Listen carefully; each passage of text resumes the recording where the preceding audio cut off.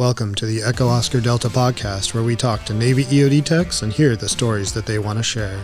All ideas, thoughts, and statements are those of the guest and the host of Echo Oscar Delta, and not of Navy EOD or Navy as a whole. Today we got Pat Monday. Was in the Navy, came in 2013, got out in December of last year, and since then has done a few pretty awesome things. I came across you on, I think it was the EOD Warrior Foundation. They had an Instagram post that said some prior Navy EOD tech has decided to climb like a semi-tall mountain. Actually, tallest mountain in the world. That's what we're here to talk about, man. You in May, right? You climbed Everest. That's correct. Yeah, it was May of this year. So, yeah, that is that's pretty cool. You know, I sent it in an email, but growing up, I read a ton of books about people like mountain climbing and whatnot, and then obviously Everest books, and that's always been something that's pretty interesting, you know. And it's like one of those dreams that would be cool to do, you know. Like, so this is pretty cool, actually talking to somebody, you know, that actually did it, man. So thanks for coming on and sharing. Dude, thanks for having me. I'll rather with you. I was same thing. So I grew up same thing, reading those books about mountaineers, and I'm pretty sure you must have been like third or fourth grade when I first learned about Mount Everest. It was like, oh, it's the highest building in the world. So as a little kid, it was like, oh, I want to go climb that high mountain, you know, the big tall one. And then just started reading the adventure stories. I definitely think the first real feedback I had of Everest was unfortunately that Into Thin Air book. I'm sure we've all read that, the 1996 disaster. So you read about that, and then I'm like, well, wonder if I can change the outcome on that and go climb it myself. And anyway, always, I grew up in Utah, so was always around the mountains, and I think seriously got into mountaineering probably 2012 2013 timeframe, where I was like, hey, I know shit, want to do this sport, go climb mountains and getting on top of things like that, and always with, I think, the one day I'll hopefully attempt Everest as I go on that journey. And that one day happened this year, which I'm still we're September right now, and that happened in May, and I still sometimes I'm like, did that happen? Did I actually stand on top of the world a few months ago? That's crazy. It's wild, man. It's a surreal experience getting up there, and just it actually happening was the culmination of a kid's dream. Yeah. Yeah, that's in a nutshell kind of how we got there. There's so much to unpack. Yeah. I guess trying to, and I'm gonna flop around a bunch asking questions, and that's just, sorry listeners, I just get excited on this stuff, so here we are. But trying to excited now. Let's go. Trying to start out kind of at near the beginning, right? When you first got into mountain climbing, did you get into that because you knew some people and went out with them, or how did you did you just start doing it on your own, which is probably not the best thing to do? Well, yeah. So kind of to what you just said there, maybe not the best way to do it, but kind of did get into it on my own. Probably at the height of, I guess, you know, you were about to, let's see, I said, about 2013. So I knew I was going to the EOD pipeline. And so there's a lot of oh man, I can do anything. Just, you know, physical, let's just make it harder too. And so did my own research on basic gear that I would need to do, mountains where we're going to have snow on the top all the time. And I think the first feeble attempt was actually a winter ascent of Mount Fuji. So it was December, and reading all the like we call it beta on the mountain there. Was like, yeah, winter climbs on Fuji are a serious ascent akin to something in the Himalayas, and that like struck a chord. And I was like, ooh, will this be great?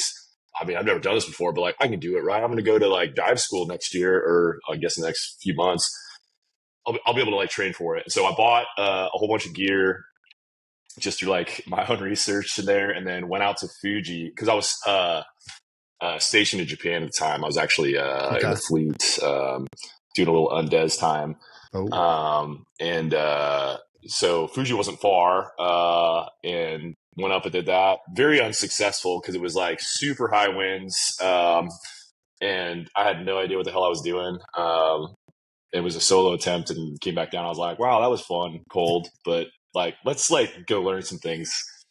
And so fast forward, like, obviously the pipeline, we spent a lot of time in Florida, so there wasn't a whole much there in terms of climbing, but I did like make an attempt to enroll in a formal mountaineering course, like basic 1 week course on Rainier in September of 2014. It was like the tail end of the pipeline prior to checking into Mobile Unit 1. I had a little bit of vacay time, so I took that and went and did a formal course up there on Rainier. And we didn't summit either. We had like a snowstorm. Yeah. So we got up to Camp Muir there, which is the kind of like the classic midway point up the mountain. Learned a whole lot of like glacier travel skills, basic like 101 with self-arrest on ice axes, moving on crampons. I mean, definitely like that was really good because it helped me to understand the dangers that I didn't quite know yet about mountaineering. Just like, just be in shape and climb hard will be good. That's worked well. But got like the kind of like basic fundamentals in from there. And then I think it was just like kind of going after mountains like in Cali while I was stationed out there on weekends where I could get away. We did like Whitney. Whitney's not like a real mountaineering challenge in this like during the summertime because there's not a whole lot of I would say like altitude wise is good, but like in terms of like moving on snow and dealing with avalanche hazards and moving around crampons, you can hike Whitney to the summit just on your hiking shoes. We did that, and then moved up to like Mount Shasta, did a solo of Mount Shasta. Anyways, just like started kind of like rolling forward with like gaining confidence and moving with these skills I'd learned, and just kind of like venturing further and further to what I felt comfortable doing in the mountains. And it worked well. I was like fortunate that I didn't have any like adverse issues with altitude. And so that was kind of like reaffirming that like moving forward into maybe an Everest attempt one day, maybe like doable. Yeah. And then I decided to like make my first like plunge or like true attempt at a big one, one of the 7 summits. So it was like Christmas break 2016, I want to say. No, between 2015 and 2016. Went down to Argentina to attempt Aconcagua and dragged one of my best friends down there, who's also a tech, Forrest Hallmark, and took him on what would be his first mountaineering endeavor. And that was a bad call on my part. I was like, man, I got my buddy coming with me. He's super motivated about this. I'm going to take him down. We're going to go climb this 22,000 plus foot mountain down in Argentina. And that's just like, again, it was like, oh, dude, if we just work out hard, we'll be able to make a summit. It was like, still like, me fighting reality with like what was achievable. Anyways, we had a pretty good time, I think. We did not make the summit. We got to like 19,800, whatever, something like that.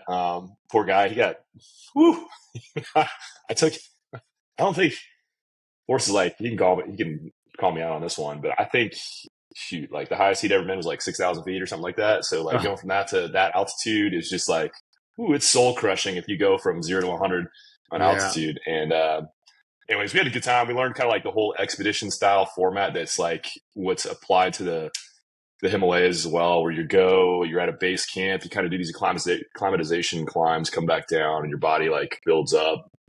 So that was like a good learning experience, even though we didn't summit. to just kind of like get me into the mindset of like what a big climb looks like. Like here in the States, when we go do like a Colorado 14er, I mean, you can run up those things in a day, up and down in a day, and be back to have, you know, dinner and beers with your buddies. In the big mountains, you're out there, you know, tenting and living at altitude for a while. So that was a good, kind of a good like intro to that. And then I got back, and after that unsuccessful attempt, I still was like, man, I just want to keep climbing mountains. And so I kind of like just over the next few years, just like evolved into more, you know, shorter term targets of just hitting Rainier. I did Rainier again. Succeeded in Rainier the second time, which was nice. And it just kind of like kept climbing in the States. Nothing international until this spring again. But I mean, like that's kind of like, that's the progression here. If I had to name all the mountains I did in between, I lose track of that. Yeah. Not like big majors, but just getting up and down vertically and slogging through the snow and stuff was an excellent prep for what happened this spring. Yeah, I think I climbed Everest. Yeah. You mentioned you know, the first couple mountains that you tried to summit, you didn't end up summiting, and you know, I've only done one 14er, and like, you know, it's in the head. I'm the dude that talks about doing it and then just never actually did it. You know, so but not summiting, like a lot of the stuff that I've read, that one of the hardest decisions is getting close and then like being able to make the decision that for safety wise or for whatever, like the right answer is to turn around and go back. Do you think that not being able to summit on those first couple helped you at any part in your like build up to it, to just mentally be like, hey, I'm going to go as far as I can, but there is a limit at which like I actually just do need to turn back? Or do you think it was like a negative that almost, I mean, it sounds like it didn't deter you at all. So no.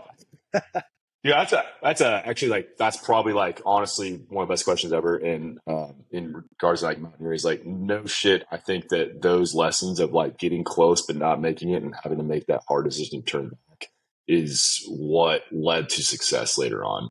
Okay. I've been, you know, had I not made those decisions in some of the other mountains I've climbed in preparation for, I wouldn't be here today. Like there's definitely some,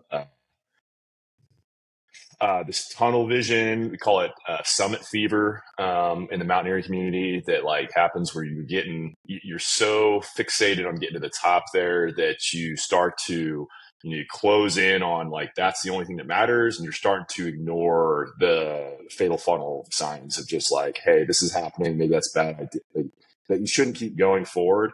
Yeah. And you get so fixated on that you end up getting yourself to a spot that you can't get out of. And I think I've been fortunate to kind of like observe some of those and always like with the, you know, the mountain's always there kind of mentality.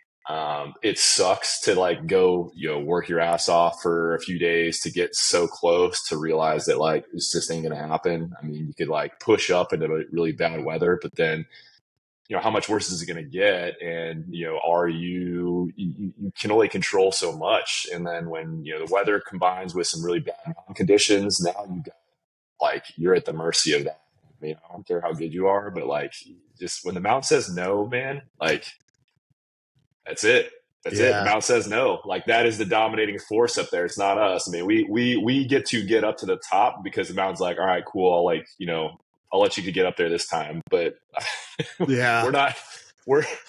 can only do so much. And so like, I think that those lessons really like translated well, not only into like getting to top of like Everest, but like the training lead up to Everest. I definitely had some training this year where I got up into some situations where I was like, hey man, I'm at this, like, I've got a bad feeling about this particular shoot with like avalanche conditions probably going to turn back. And I was like 12 miles into this ascent. And it's like, you're close to it, and you've been going for who knows how many hours, and it's just like sucks because you put all that work in. But it's like, Yeah. I mean, mountain's going to be there, and like nobody's going to care if you went and that chute got you, and that's it. So it's like you learn a little bit of like just like what it feels like to put a lot of work into something only to like not be successful, or successful in getting to the top. But like the success is that you're still getting the work in.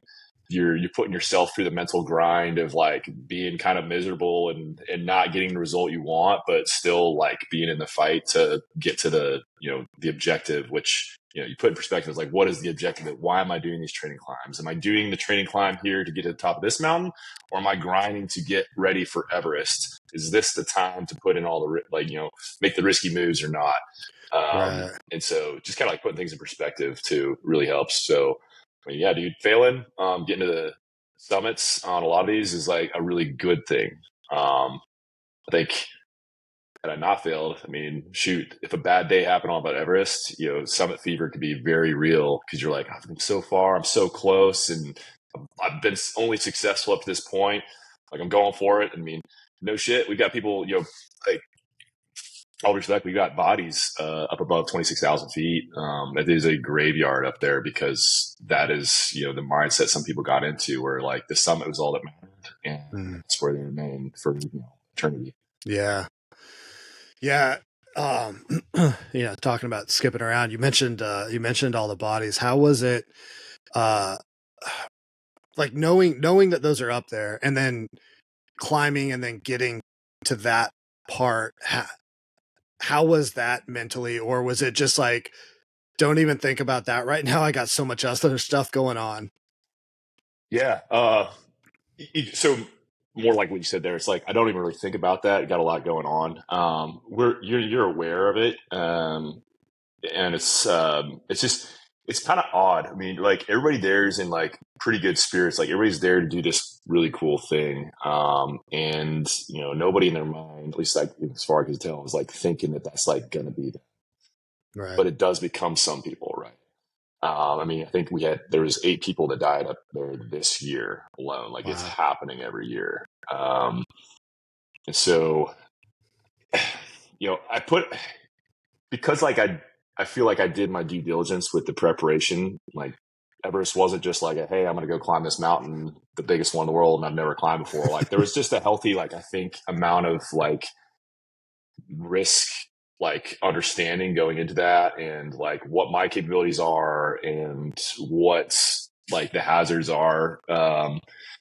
And so it never, like I recognize it. I also understand a lot of the reasons as to why. And kind of like the general consensus is it becomes like an oxygen thing, making decisions while super hypoxic.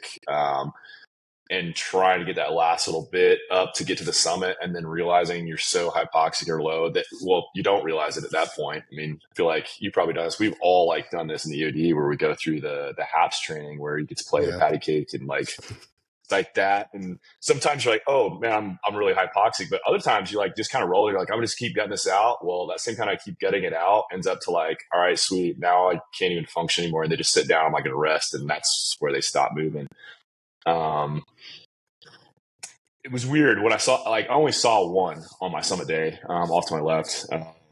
And my understanding is that guy had been there for maybe a year or two.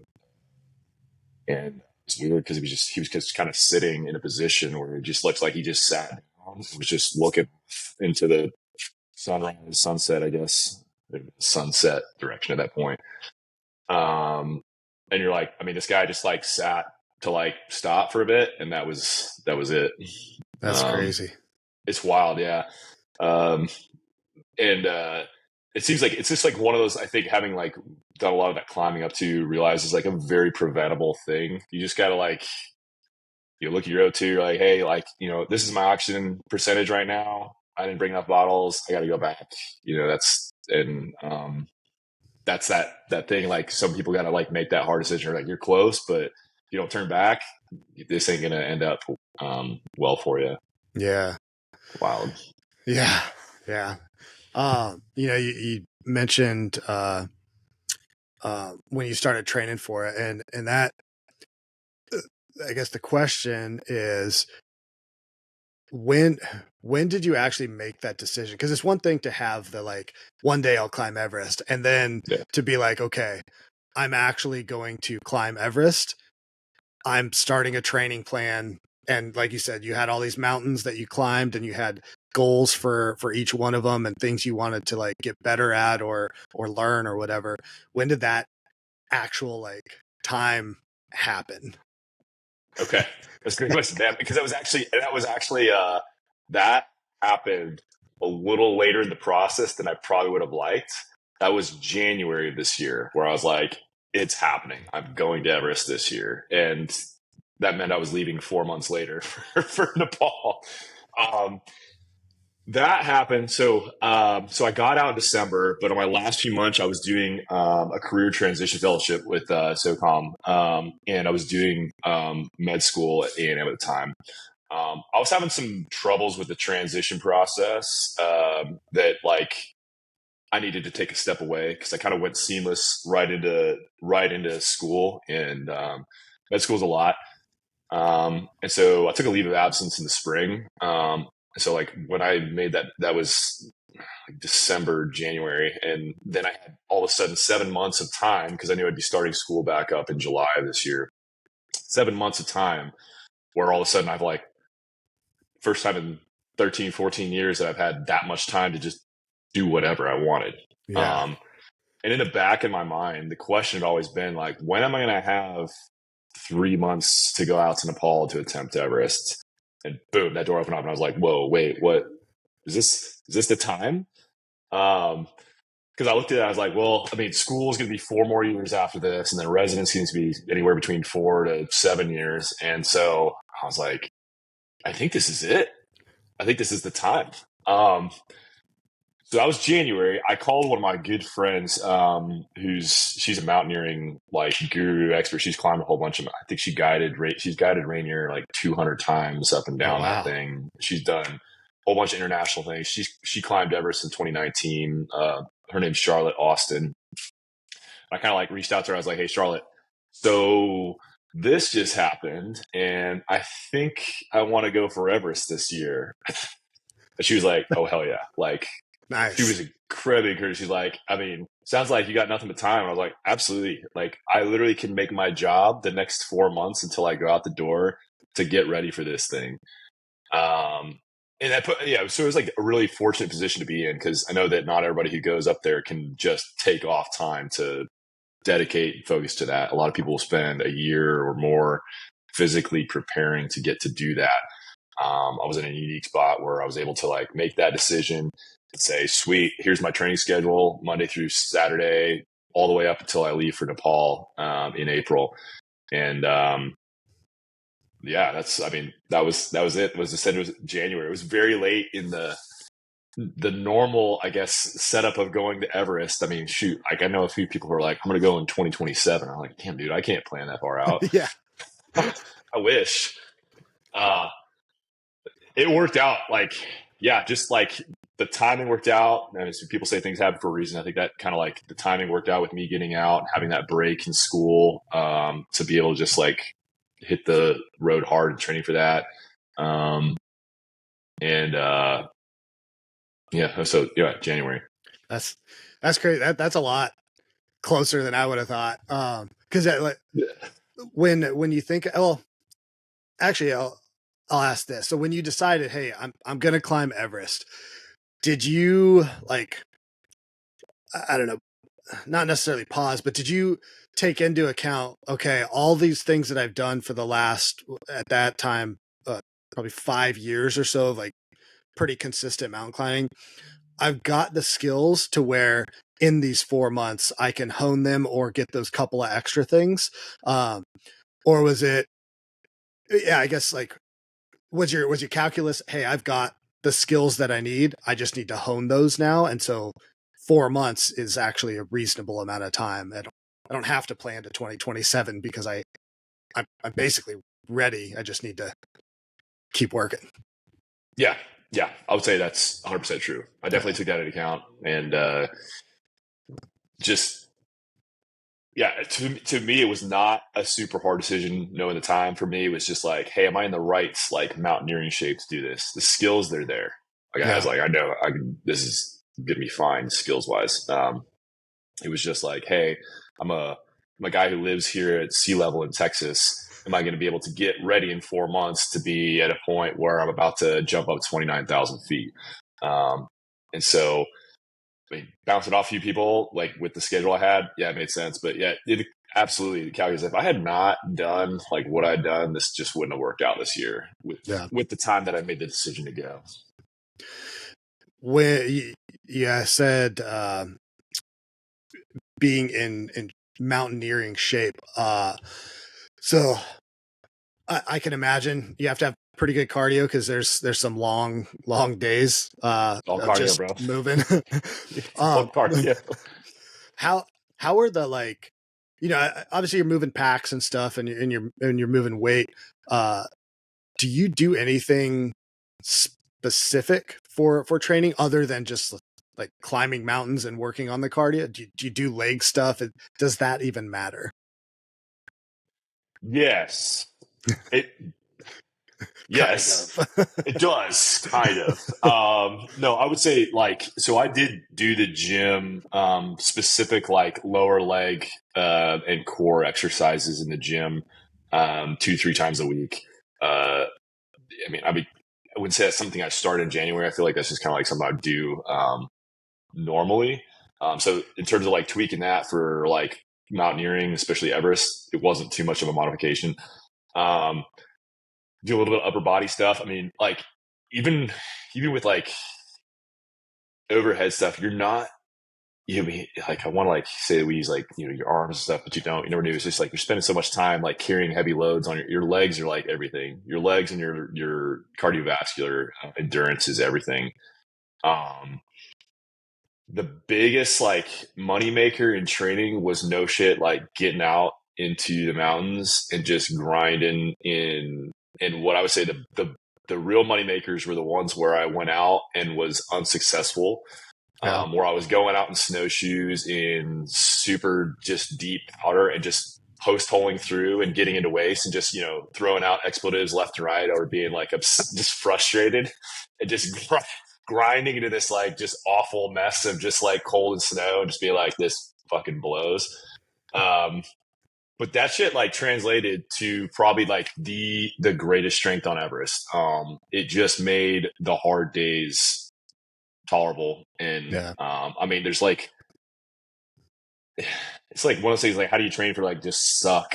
And that was like, I mean, that was it. Like, yeah, because I'd come back after 10, 12 hours up on a mountain and not have summited and just be like, well, that was fucking miserable. But like the work I put in and the grind I did that day was absolutely invaluable going up into the Himalayas. And so, I mean, that worked for me. That's not for everybody that can do that because, like, I was just in a unique position where I could have access to it. Some people spend a year training and they didn't get to be up in the mountains, and they were still successful.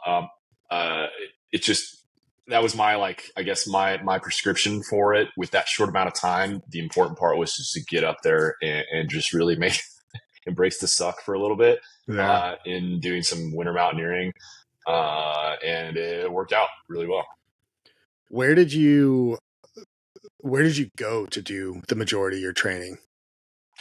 Northern Utah. So my Okay. family lives up in northern Utah. My parents still there, so that was a great little hub to kind of like stage at and go hit some. Just I mean, nothing in the area they live in is over 10,000 feet, but I mean, you could make 6,000 feet of vertical pretty sucky in the right conditions. So Yeah. it was really good. Yeah, you can make it hard without it going too high in altitude. And then I would bounce from there over to Colorado. I got a couple buddies in Colorado Springs. I stayed with them and hit some of the 14ers there. And so just like between those two areas leading up to Everest, I was getting some pretty good vert in relative to like what they got there. The lower 48 just doesn't have the altitudes that the Himalayas and a lot of the other places in the world do, but you can still get that grind in. Yeah. And I did get a quick trip down to Ecuador. That was February, just to get like a taste of some higher altitude again. So I got to go down to Ecuador for 2 weeks and hit some mountains that were 19,000 and 20,000 to get that just that taste of like what it's like to be back over 14. Yeah. And that was good. That was like a really good like confidence builder when I got up to it's called Chimborazo, and it's just over 20K down there. And getting at the top and be like, I feel okay. Like I think this will work out. I think 2 months from now, I think we can start like this will be a reality that like we're going to be close with getting to the summit of Everest. That's awesome. Building your training plan, like did you sit down and be like, okay, this is what I want to work on and win and will lead me up? Or you talk about the suck a lot, and I feel like granted, like I said, I'm the dude that talked about it but never did it. But I feel like it's probably better that I never did it, because I'd just be the dude that would be like, I'm just going to the mountains, and not like not actually have a plan. Did you have like a pretty decent plan, like laid out on the skills you wanted to work on? I did, yeah. So I mean, I incorporated like a generic like big mountain training plan, included like a lot of like just like it was like some overlap of like gym routines that I've used in the past, but it structured it into like a plan. It's like, hey, objective time is this. Like, it was funny because like objective time was so far out past what I was actually doing that it's like you're way behind schedule. And I'm like, whatever, I'm going to do this. Ignore that. And then it was on the weekends that it said like get out and do something that is like pertinent to your activity. That's like, if your plan is to climb a mountain, then like on Saturday you should be up at a mountain, spend 4 to 5 hours. I was like, cool, sweet, but I'm going to double that or whatever. And so yeah, I did. And then there was some kind of modifications there. It was just like kind of location dependent. So say like 4 weeks into the plan, it said go hit a mountain on a Saturday, and it's like, mind you, it's like saying do this during summer, but it's winter this time, so you got to make it work. And I would get out to Colorado, and then I was like, okay, I'll go do this, and then I'd hit that one, and then I'd come back down. And I was like, dude, I feel pretty good. I'm itching for another, so I would take like a day break and then go up and attempt another. And I think like some of those like later weeks leading up to Everest, I was shooting to do 3 mountains a week, whether it be Colorado or Utah. Let's see, it was probably Colorado at the time. And those were, I thought, kind of like, that was enjoyable because it was like me going out and grinding for however many hours, and then you can come back and eat as much food as you want. Like, that was my favorite part. My training diet was probably not the model to get ready for Everest, but it worked because, I mean, I was like, dude, I got to eat. I'm hungry, and I'm just crushing food when I get back.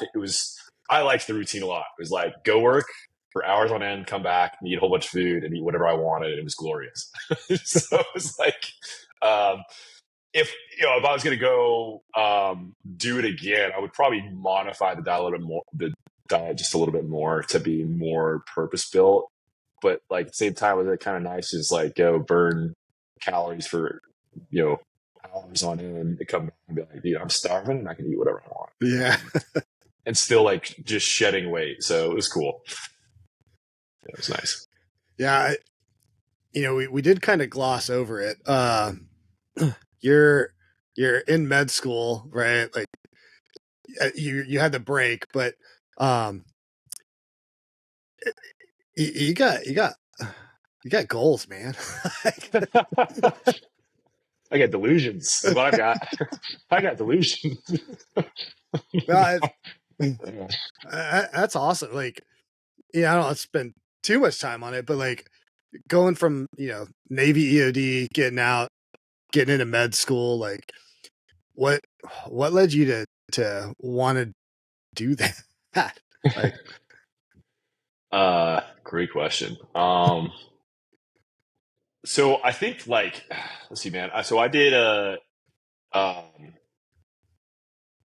so I grew up in Logan, Utah, and then I was involved in athletics. I worked part time as a lifeguard. It was like this, like just kind of like I always wanted to help people in like a some sort of like medical capacity. Like to me, it was like as basic as like, hey, if someone's having like a bad day, can I be there to help them? Just like basic emergency response stuff. So while I was going to school at Utah State at the time, I ended up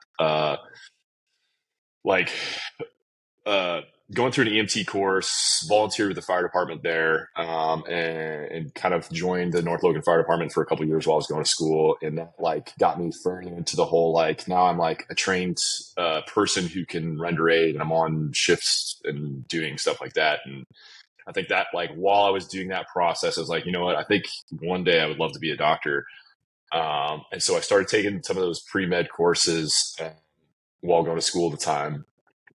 Um, and I was doing athletics at the time too, so I was probably not the best student. I definitely like this has been a long path to medical school. That's like been yeah, like if I had applied to medical school like as I finished at Utah State before the Navy, that just been like that would never have worked out. So bad. I had so much maturing to do. Uh, but like if anybody's wondering if like you mess up your transcripts, like yes, there's ways to come back and like get back to medical school. They do recognize you can correct your ways. So that was nice that I was able to do that later on. But it was like always there. And like when I joined the Navy initially, it was like, hey, I'm going to do 4 to 5 years, like go do my thing here because we're at war, and hopefully come back and go to medical school. And I got in, and eventually like I got into EOD, and I fell in love with EOD, and I fell in love with the community, and that kind of like that dream of being a physician like went off into like just the back of the mind there. I wasn't really like focused on that. I was like, you know what, I might just like do a full career in EOD. And then let's see, I got to um, screened for Damn Neck. Is this the part where I say like I don't go too much into details on that? But um, I screened, went over to Damn Neck, and it didn't work out. And I think like with that in mind, I think my like at that point in my career progression, it kind of been in the back of my mind. I was like, I'm either going to screen, it's going to go work out, and if it doesn't, then I think I'll get out. Yeah. And it did not work out, and so I ended up finding myself in a like 180-degree opposite position, almost like let's see. A couple weeks later, I'm in Texas as an ROTC instructor at Texas A&M, and I'm like, all right, this is wild, but like this is the right spot to kind of like to get myself back into academia, to get back kind of onto that path of like going to medical school and becoming a physician. And ultimately, it worked out because now I'm in. I got to just kind of take that awesome like detour. Work with the coolest people on the planet, and then come back and now like take what I learned in that realm, apply it to what I'm doing here, and hopefully like this will make me a better physician moving forward. And kind of like a circuitous route of getting here. There's a lot of interests that I've had throughout the path that like you'd be like, what does this guy want to do? I'm like, I can't tell. It sounds like he wants to do everything. I was like, it's true, I do want to do everything. There's like very few things that I'm not interested in, which sucks because it's like hard to say no. Just like, man, that sounds cool. I want to do this. I want to go drive. I want to go fly planes. I want to like it's endless, man. Yeah. But I think like going back to like the core like idea of like wanting to help people, applying like critical like thinking to solving problems. I was like, well, that's what we do as EOD. Like we go and we've got a highly intelligent group of people that are highly capable, that use what they've learned in their training. They apply critical thinking skills to solve a problem that saves lives. And that was like, well, that's like in a nutshell, that's what we're going to be doing in medicine. And so it like, to me, it seemed like a very natural progression of things to do after EOD is to go into medicine. And like here I'm in medical school, and it's like awesome because I was like, we're doing the exact same thing. We're learning stuff and we're applying it, and we're using like, it's not a it's not a quick multiple choice answer like to the problem here. It could be any number of things, and that's like Yeah. your job as the physician to figure that out. And I was like, that was how it was for like doing explosive safing. Like you can't give me a blueprint on this and it's going to work every time, like because every situation is different. You got to take those critical thinking skills to apply that, and that's yeah, I mean that's like a very familiar thing from EOD that's now being applied to medical school. Yeah, it's interesting because like the three quote unquote big things that you've done, that EOD, going to medical school, and then mountaineering, all are very heavy, seems like, in the critical thinking, like take in information. This is what's happening. Here's my options that I know about. Okay, which one's gonna fit best? And then just you're constantly doing that. And I imagine, medical school, just like you said, figuring out what's actually wrong with somebody. that Yeah.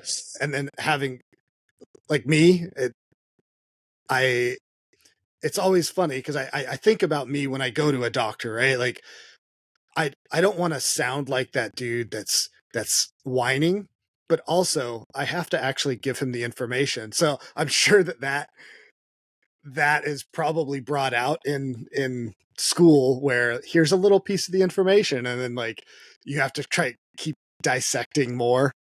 100%. Yeah. It's like, it's like those really shitty like training briefs they give us. Like, oh, here's your problem.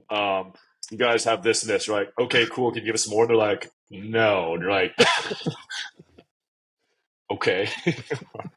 All right. Well, how would I do this? I don't know anything about this. And that's where you start to like, all right, well, we can do this for this distance, and like start working in to gather more information before we decide how we're going to approach this problem.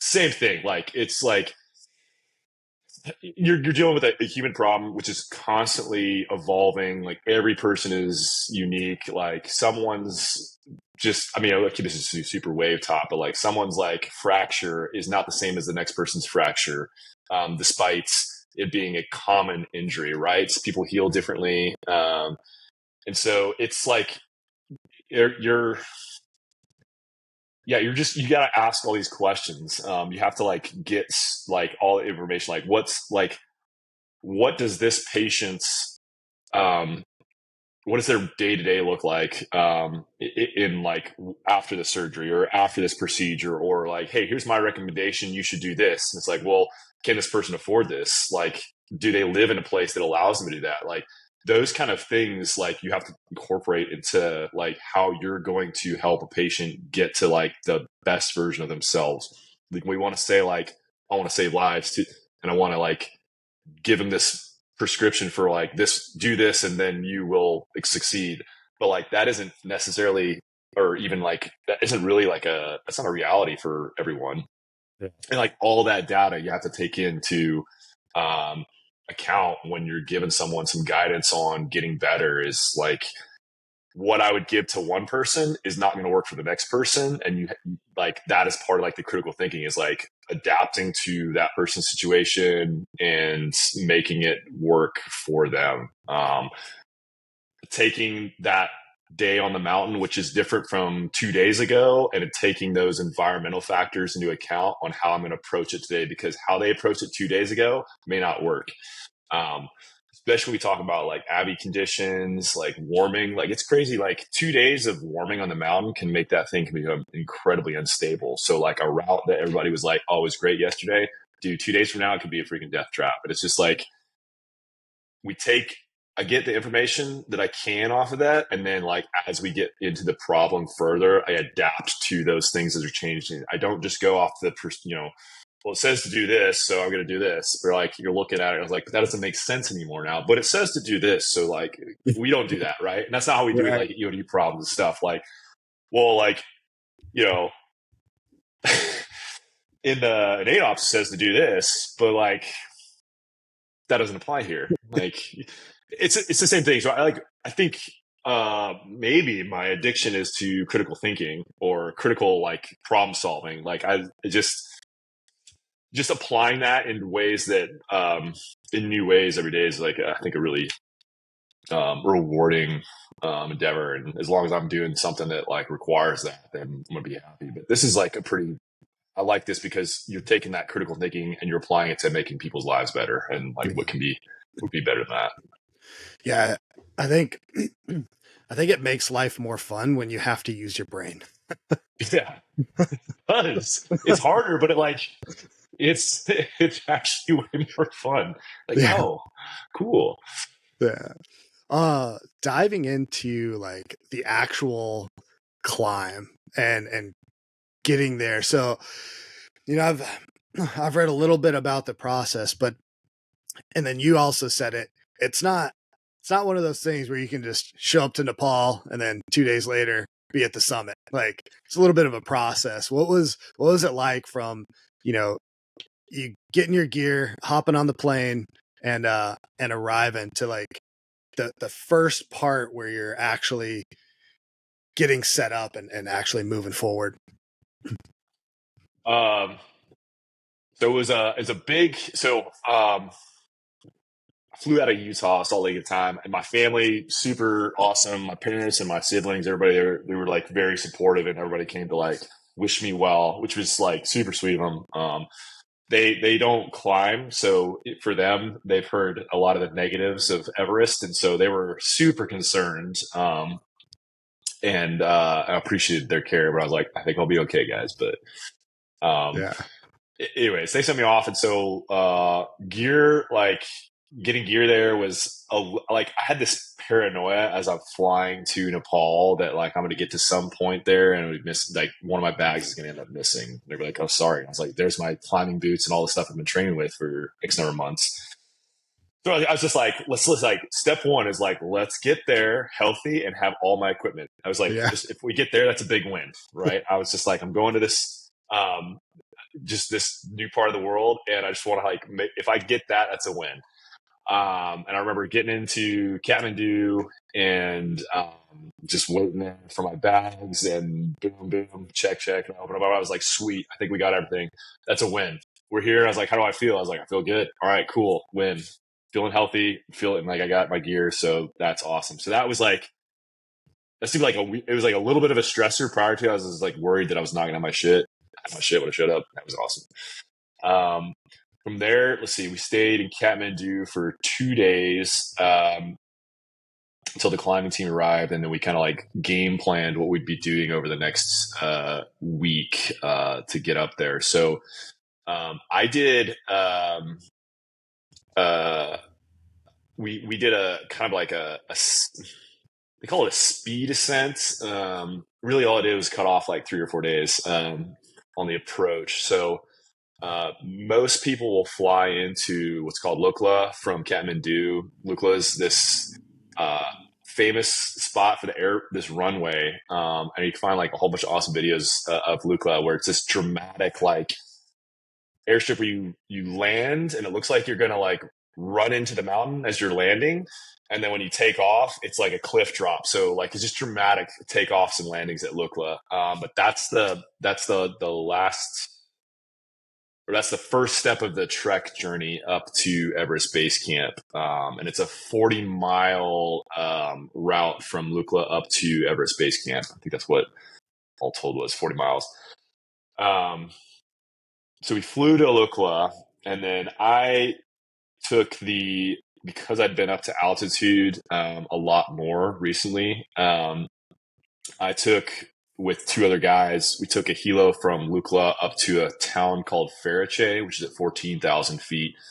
And I think that cut off 2 or 3 days from the approach. Kind of like some rationale behind that was one of the big worries that every climber has going up to Everest Base Camp and just on the Everest experience as a whole is like getting sick. Yeah. Everybody's worried about getting exposed to who knows what. Because, I mean, there's a lot of people shuffling through the Khumbu Valley all the way up to Everest Base Camp, and most are not going to be climbing up high. They're actually doing the Everest Base Camp trek, which in and of itself is a super epic, like lifetime experience to go up that whole valley. But like, it's a busy path during that time of year, and you want to do your due diligence to avoid contact with as many people as possible. And so any opportunity that got me a little like ahead to like not have that exposure or be in these tea houses where who knows is like shuffling in and out of, I thought was a good way to go. And a few of us did that. And I think that paid off. We got to Farache, stayed 2 nights there. And then from there, it was walking up for, was it two days to, Farache to Labuche base camp was 1 day. Sorry. So we, from Farache to Labuche base camp. And Labuche is pretty much like this classic acclimatization peak that people hit en route to Everest base camp before they climb it. Labuche is about 20,000 feet, give or take a few hundred. And we got up to Labuche base camp, spent a couple days there, just acclimatization. I think that was Labuche base camp, right? Like it's like 15 or 16, something like that. Did Labuche up and down in 1 day, which was just great to like work out some of the fixed line systems that we use up there. That was something that was not like super. It was a little new to me. It was like a lot of the Himalayan mountaineering that they do, or at least in Nepal, is they use a lot of fixed lines. So rather than using my ice axe as I step up, I'm using a fixed line, an ascender that's connected to my harness, and it's creating just this one way anchor system on that rope. So you just get used to using that and then bouncing around between groups because most people are kind of there's like maybe 1 or 2 of these lines that you're using, and so everyone climbs at different paces. So you're detaching, you're going free climbing for a little bit to get around people and then reconnecting. So that was good, just like a shakeout on gear of just like getting familiar with the systems they use up there. Did that, came back down to Labuche base camp, packed up our stuff, and then it was another day's hike up to Everest base camp. And that was cool. So that was like, I was like finally like seeing Everest base camp. To me, this has been like this thing I've talked about or read about my whole life, and then seeing it in real life and seeing like the approach and seeing like the Khumbu Icefall, like it's just like this is it. We're here. Like holy shit. Like this is it. Like I'm actually here. And they got the famous like welcome to base camp sign there that's got Tenzing Norgay and Edmund Hillary's likeness on it, and it's cool. Everest base camp is like, I mean, you're on a glacier. The whole camp is on top of this glacier, and so it's constantly shifting throughout the season. So you'll have like spots that'll melt out a little bit. It's interesting. There's always things moving at base camp. You always see these cracks or creaks, and it's like being on a different planet, I guess. And it took us, I want to say, between 45 minutes and an hour to get to our particular like spot in base camp. So it is not a small thing. It's also, it's not overly large, I would say, either. It's just it's such a circuitous path to get through base camp. You're going up, down, left, right, all twist, zigzag to get to a point that's really not that far away. But because of the way the glacier is and the way the camps are set up, you kind of twist all over. And then we got to our camp, which was nice. That ours was like about as high as you can go before you step off to the Khumbu Icefall. So in terms of like setting up for the climb, we were in a really good spot. Nice. That's kind of in the nutshell. That's like the get into Nepal, get to base camp portion. Yeah. So that took what, probably a week and a half total? I think so. I would say about a week and a half. That's pretty cool. And then Everest base camp is how high is that? Right about 17.5. Right about 17.5. That's pretty crazy. You're just base camp is higher than like anything in the States. Yeah, right. Going in, you said it's pretty cool, and I can only imagine, right? Just on video when they have you see the Everest documentaries and they're coming into base camp, it just looks so big. Even with having done a bunch of mountaineering before, how did that compare, like going into just the base camp portion, compared to like the other mountains that you've climbed and whatnot? Definitely have this sense of like you're going to someplace like epic. Like Yeah. the road up to a road, I mean the path, the walking, the trail up to Everest Base Camp is just like you got. I mean, they've got animals packed out with gear for supplying base camp. You got trekkers from all over the world. You got the Sherpas who are just making us all look bad by carrying just insane amount of weight in their little frame here. And I'm just like, man, you guys have evolved and we have not for this climate.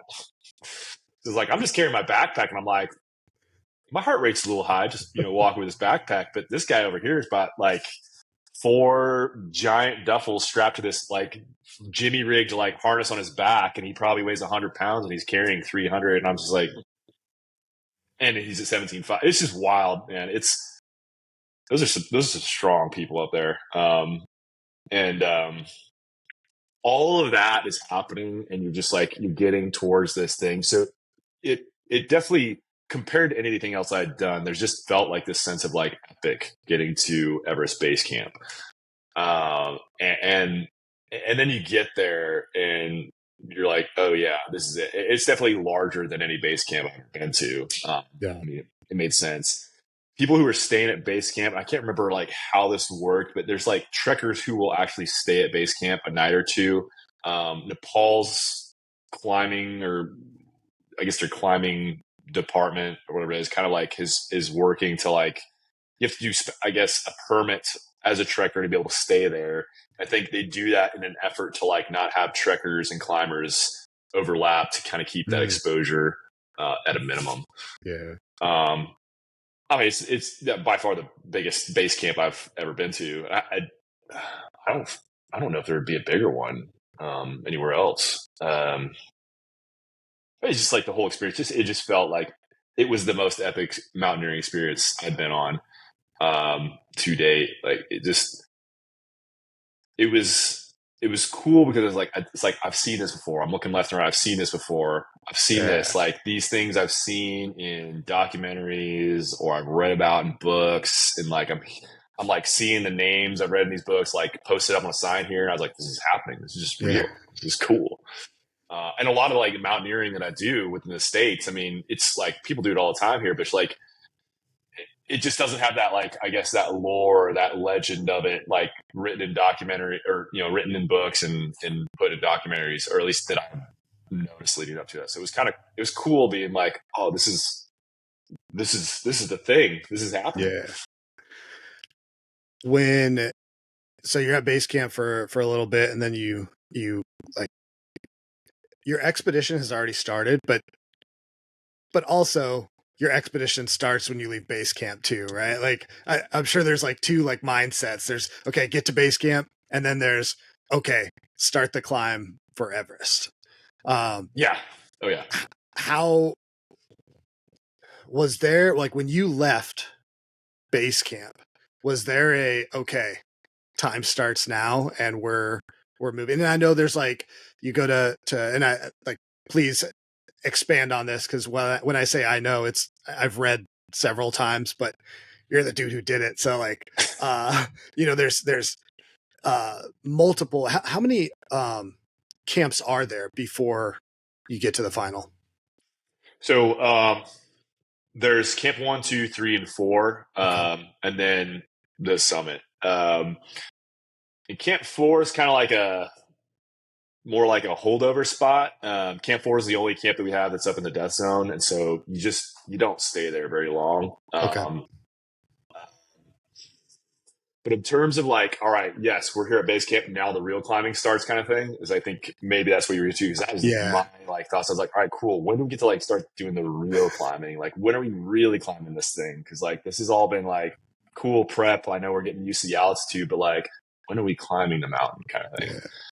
Yeah. And it starts like with kind of like you spend like, I'll take it back a little bit. So with this expedition style climbing, and just like when you're going up to these altitudes and you're someone who like exists in a world that's so far below these altitudes, a lot of this stuff is like, you just got to do it slowly. Like you can't just jump up to 17.5 and then sprint up for camp one the day after. There's some people who can. I mean, that's like, there's always like some freaks out there, or people who've just done this enough that they've like just, it becomes something that they adapt to faster. But they, as the climbing team goes, we keep it kind of like conservative on our movement times because we want to make sure that everybody is as successful as they can be. And in order to do that, they give time to get acclimated at those altitudes. So you get to base camp, and we stayed there for a few days. I feel like it was like between 3 to 5 before we started doing like a no shit, like our first acclimatization rotation up the mountain. And that begins with going up through the Khumbu Icefall. I think my team, let's see, we did like a half ascent through the Khumbu Icefall one day just to kind of get used to, moving the zigzag pattern that it is. Cool part about, or unique part about the Khumbu Icefall, this infamous Khumbu Icefall, is this portion below the Khumbu, like below camp one down at base camp, where it's just this break and steep descent of the glacier. So it's super broken up and it's constantly moving. Like we're talking about like all day long. It moves a lot more when the sun comes out because it warms things up, causes the stuff to melt. And anyways, it's one of those like, you have to do it to get up the mountain, and you don't want to be there very long. And so when you move through the Khumbu, you move at night. We would roll out at like 11 midnights because you want to be through that thing by the time the sun comes up, because that's when it really starts shifting. So we did our first time, did like a halfway up through, came back down, did like another day of rest at base camp or two. And then it was like, all right, so we're going to do our first acclimatization rotation, which involves, we're going to go up through the Khumbu all the way. We're going to get to camp one. We're going to stay at camp one night. And then we're going to go to camp two, stage there for 2 nights. And the following day, we're going to go up to like up the Lhotse face, which is between camps 2 and 3, to go get up there, get a taste of what it's like to be about 23,000 feet without oxygen. So we kind of get that like stimulation. And then we come back down, sleep at camp 2 one more night, and then it's back down to base camp all the way. And so that was the next rotation there. So I remember going through the Khumbu, the full Khumbu, that first acclimatization rotation was like 7 hours, I think, to get through. And it's just because it's such a circuitous route. Like you're going up this thing, you're going this way, up, down, then you're going like back down to go around and up. And it's just like, you're like, it's not a straightforward path to go through. And it makes sense. Once you're in there, you see these just giant overhanging seracs and just like things that are ready to just drop and crush people. And you're like, we need to move quickly through this. It's just like you're doing this dance to get through this. You're crossing ladders. I can't remember how many ladders we had. I feel like there were more ladders. There definitely was. There was more ladders when we did our final like climb week than there was that first time through. But you get ladders crossing the crevasse openings up there, and you do the whole like you grab onto the sides there, and you're just like stepping across this thing over this crevasse opening. I was like, and I remember like the first time I was doing it, I was like, this is it. This is happening. I've seen this before, and now I'm doing it. Is on Everest, is that the first time you've crossed ladders like that? It is not. No, I think I've done that on, I did it on Rainier 1 year.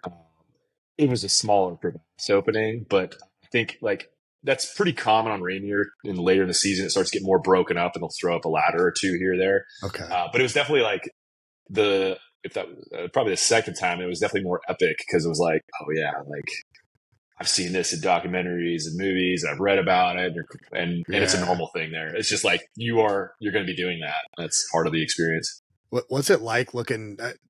Assuming you looked down at some point into the crevasse, what's it like looking down into that? Because like you mentioned, it was pretty big crevasses. Yeah. I don't know, man. It's just like you look down and some of them are not so like deep and others are like, I don't see the bottom of this. Yeah. It's, I don't know how to describe it. It's just like, so part of you's like, you're like, oh, we're all a bunch of idiots up here doing dumb things to get ourselves killed. Look at us.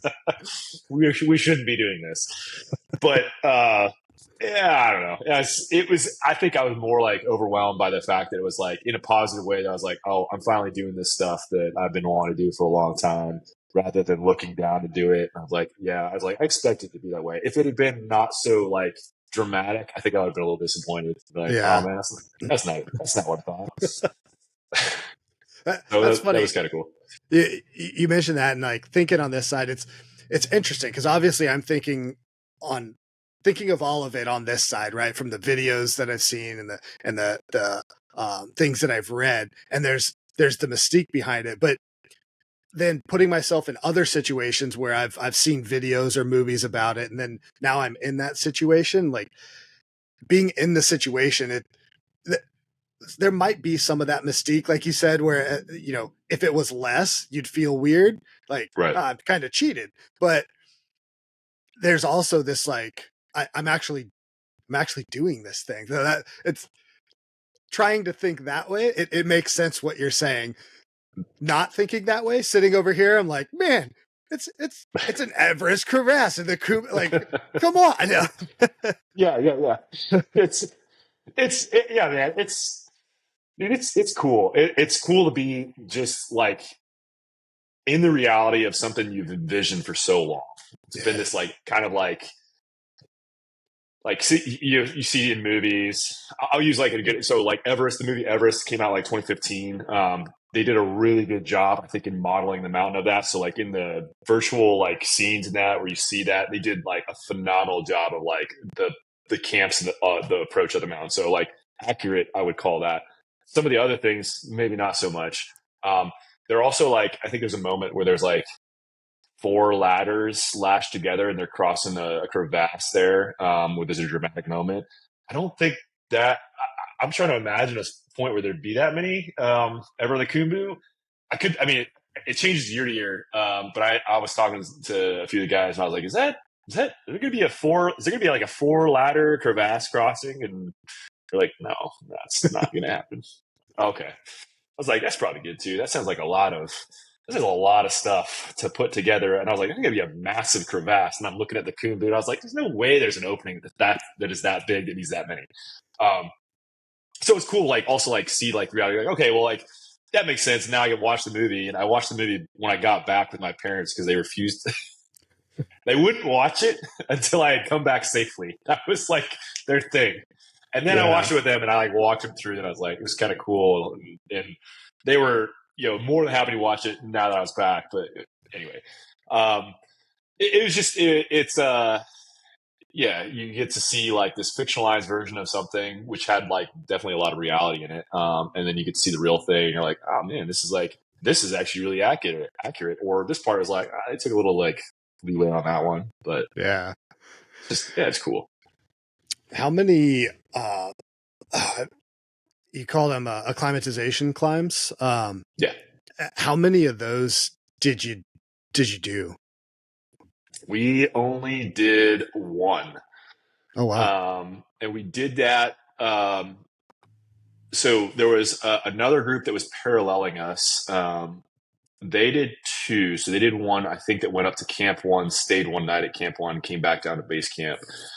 The way our schedule worked out was it made more sense for us to push up from Camp 1 to 2, do a little more time at Camp 2, and then come back down. And really, like, that's kind of the consensus now is if you get up to Camp 2 and a little bit above without O2 and you're doing well, you're probably acclimatized enough to then get your summit push in when the weather settles.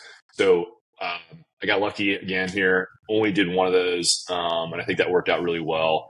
I mean, it just helps shorten the time. I think one of the things that like is kind of missed in, it's probably not missed, but it's like one of those things you just like when you're doing these an Everest expedition, like the exciting part is the climb to work up and get to the summit. When that's like actually happening, it's like, man, it's like action. But the time leading up to that is a lot of sitting around and just like waiting. And that's like Yeah. man, this is a drain. You're like, here I am. Are we going to go up tomorrow? No. The day after? No. You're just like, so when you just kind of like, you like entertain yourself at base camp and you sleep, and you eat food and just, yeah, get out and kind of like, I mean, walk around camp and look at like these epic mountains that are around you, because you still got like some just massive, massive mountains around you. And it's just glorious, like to go walk out and take a look at the scenery and be like, I mean, we're not going up today, but damn, dude, like I'm here in Nepal at Everest Base Camp, and these are just like these are the most like famous mountains in the world right here. Yeah. And like just the fact that, I mean, 50 years ago, like nobody was here is pretty wild. I guess a little more than that, but that is pretty crazy to think that like it really wasn't that long ago when nobody like the before the first recorded summiting. yeah. And then now it's a business, baby. Yeah, it is. And it's also crazy to think too, like, yes, there's a lot of people summiting, but also there's not a lot of people summiting compared to like the amount of people. It's still a pretty freaking select group.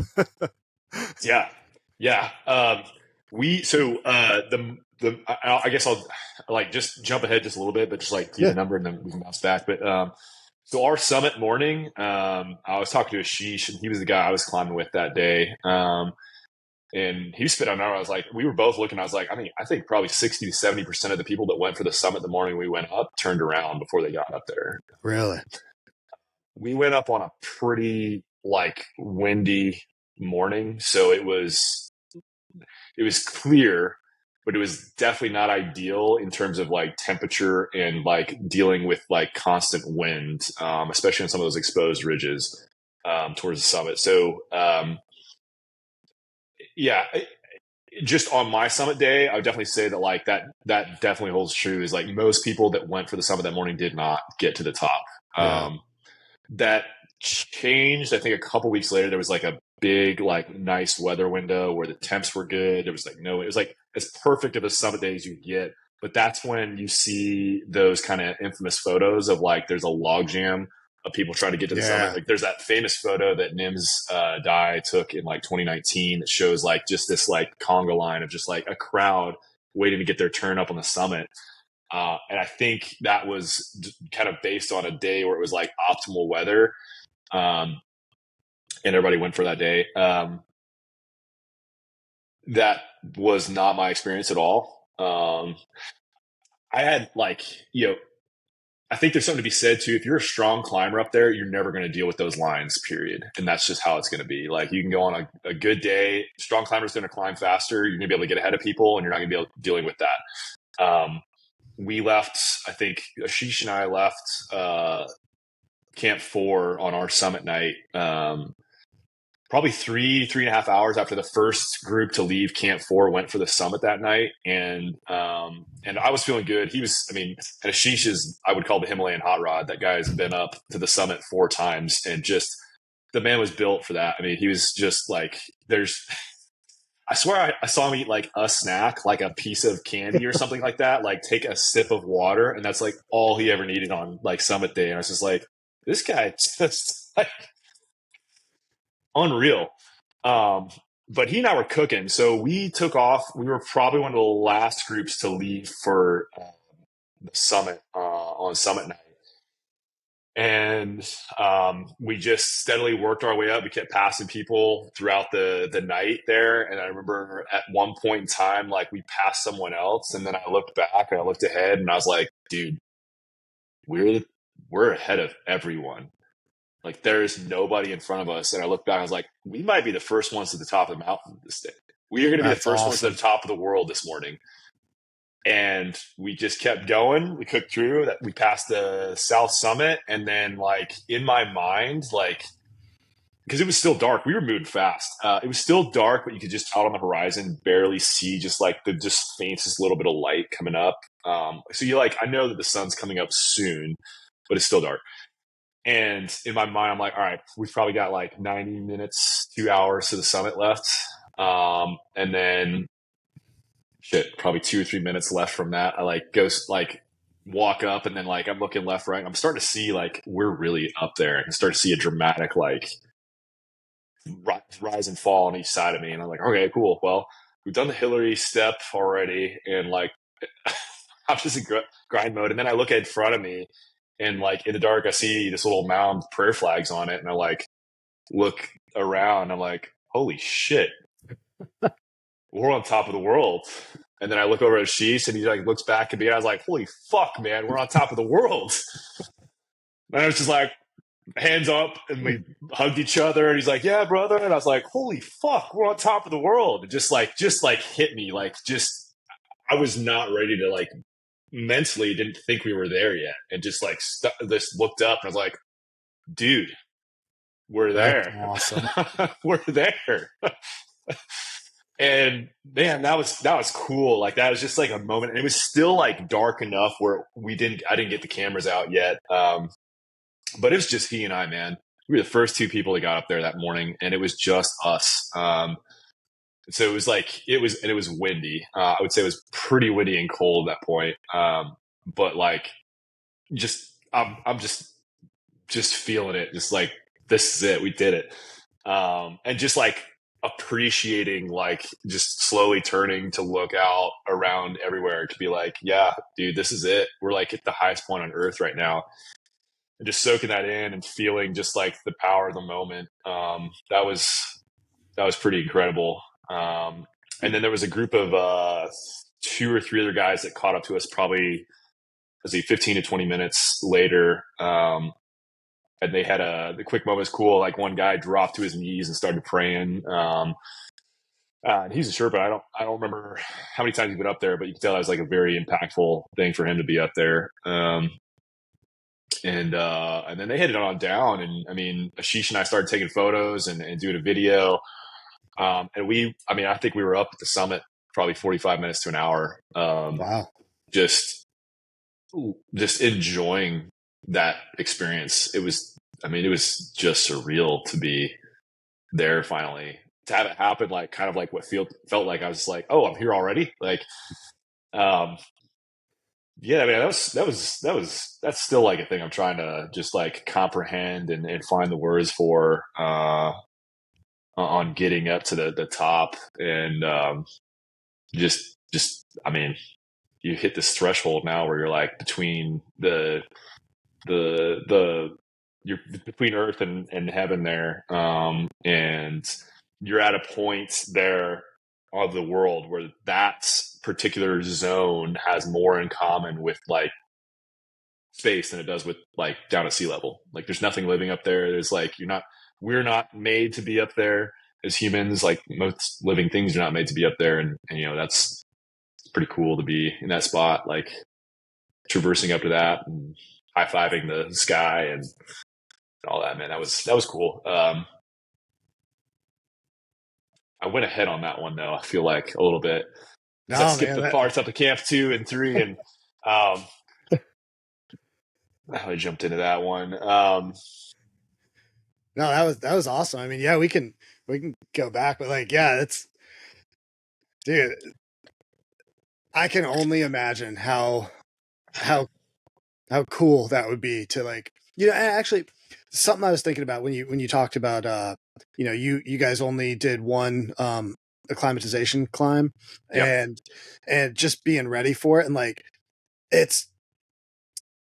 that is like a solid thing just in life to do, right? Like, be physically fit enough, be healthy enough, like, just be, whatever your job is, be into it enough to, like, at any time be ready to execute. Like, that's that's got to be a good feeling for you in that situation where you're like, hey, we all went up. And um I'll ask another question about the group in a second, but we all went up, and we're ready. Like, that's got to be a good feeling, just to know that, like, hey, I don't have to do this 3 or 4 more times. Like, we're good. Yeah. Oh yeah. Yeah, man.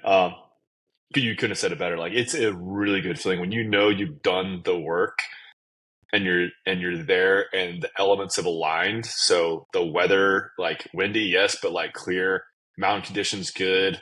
Like you're like, I'm in the right place, the right time. I've done the work to be here. And when we got up to Camp 4, we started taking, we took like a little nap. I laid there and I was like, dude, this is happening. Like I'm, we're, the summit is gonna happen. That I think is when it really was like, okay, cool. We did the climatization work. I felt good coming back down.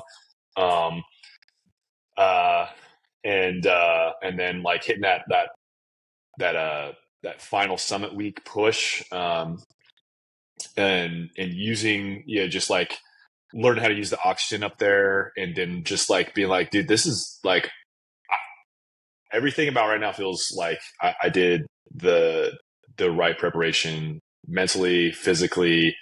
Um, we're there. And then when it was time to put on the afterburners to get to the summit, um, we were ready to go. And that was like, I think back on those grind days that I had where I was trudging through whatever that was waist deep snow, swearing my face off, being upset because it just, I was like, this bullshit. That was where it became like, that was the byproduct. That summit, like afterburner, was the byproduct of that grind that I put in those months prior to. And it was just, it felt good. And it, like, the confidence was there. I was like, man, I'm ready to go. Like we hit the first, we had like one break on the way up summit night. We stopped at the balcony, which is like 27,000 feet. So like that, I remember hit that. I had like a half a granola bar, like swig some water. I was like, let's fucking go. Like we're just let's go. And I felt it, and it was just like, this is happening. Uh, and and shit, man, I had you have this option to get more oxygen. And the way the oxygen systems work up there, they're not an on demand. It's a constant flow. And so it actually behooves you to climb faster. Like your Okay. oxygen is based on the time. And so if you're going slower, you're at more risk to run out of it up higher, unless you got more. Well, I had a bunch of extra ones, but I remember, like, I think like it was like a bottle and a half. I don't remember what I used. I just remember I had 3 to 4 remaining after I got back down. I was like, well, that sucks. That's a lot of leftover O2. But I was like, damn, dude, that means we climbed pretty fast. And so, anyways, back to like what you said there, though. Like it felt really good to like know that, like, in those moments where like we were moving forward, like this is happening because like we did the work. Yeah. We did the work. We're here. I mean, it's game day, and then like it's not a we'll see if it works out. It's like the mountain's looking like it's saying yes, and we're ready. Yeah. So it felt good. When so you have to, you know, assume you like basically apply for a spot on an expedition, or how does that process work? It's a great question. So you reach out, like you do your research on the companies that you're going to go with. They all have their varying degrees of like guide experience up there. Uh, how much they're going to cost, how much, like their product as a whole, their Basecamp experience there. And you reach out. It's basically like for the Everest expeditions that a lot of these companies will ride, you got to like contact, and they'll reach back out to you and kind of vet your climbing resume to make sure you're somebody who is not just somebody who's throwing a bunch of money at it and being like, sweet, I'm gonna go climb Everest, I've never climbed a mountain before. You're like, Yeah. this probably isn't for you. And it's like, because you're gonna be part of a team, or it's like not bringing somebody who has absolutely no idea what they're doing into a situation where, like, not only are they a danger to themselves but a danger to everyone else around them. Like, you gotta be Right. like, that experience matters. I will say, I don't think that that vetting process works out as well as it should up there, because there are definitely parties climbing that mountain that like have people that have absolutely no business being up there, and that's like one of the like the dark sides of like the Everest business that exists now is, companies are like, hey, we're good enough that we think we can get anybody to top, and we'll take their money.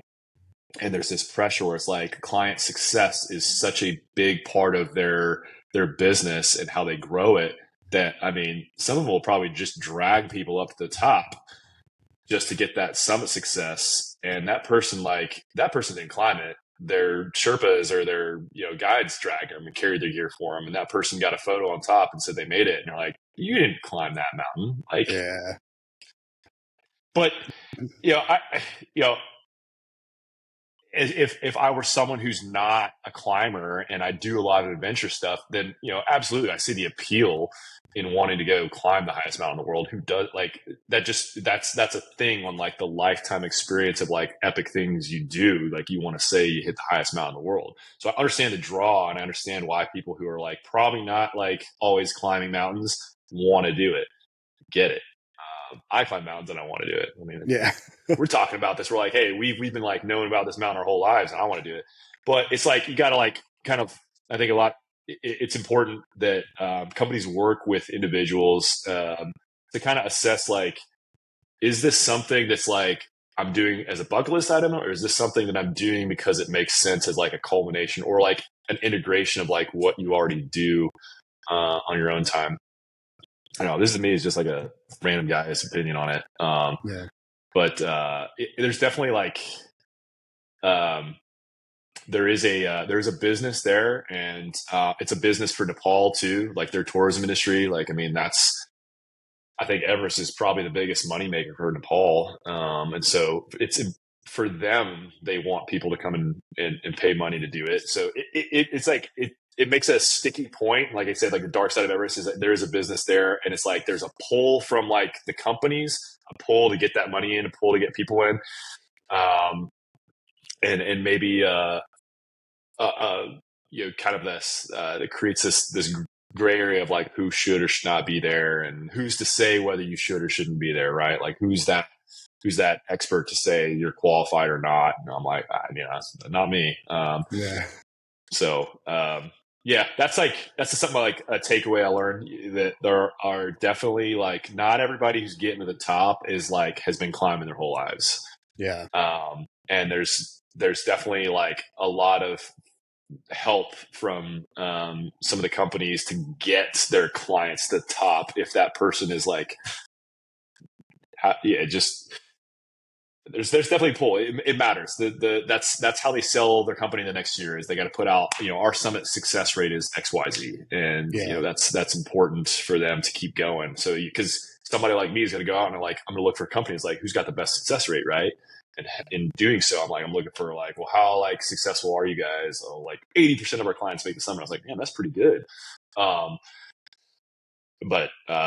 anyways, I think I'm spinning my wheels here on the part that is like not my favorite part of Everest is the business side of it.